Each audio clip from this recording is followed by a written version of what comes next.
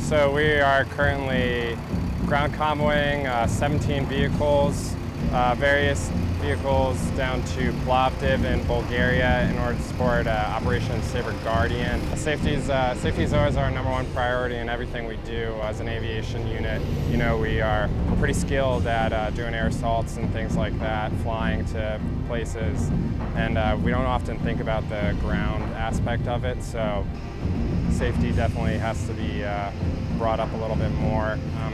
You know, monitoring people's rest is a big one. We do that when we're flying, so we have to make sure we're doing that on the ground as well. As an aviation brigade, to move cross-border, cross-country through this long of a distance, it's something like 1,200 miles or so, probably a little bit more than that, that we're moving on the ground is a pretty decent accomplishment. So we're happy to be out here, getting to explore all these different countries, work with our partner nations and everything, and showcasing our abilities even beyond just aviation.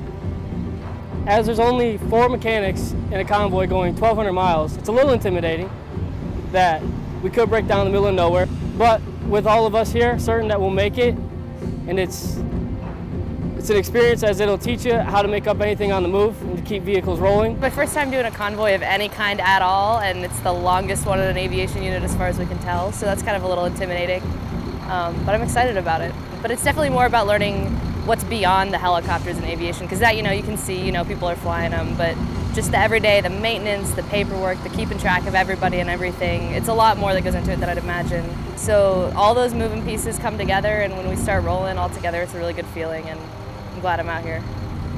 It's also been a little bit about finding your place, you know, as a cadet, you're not enlisted, you're not quite an officer. Where exactly do you fit into the structure, and how can you find ways to take charge and find those learning experiences yourself?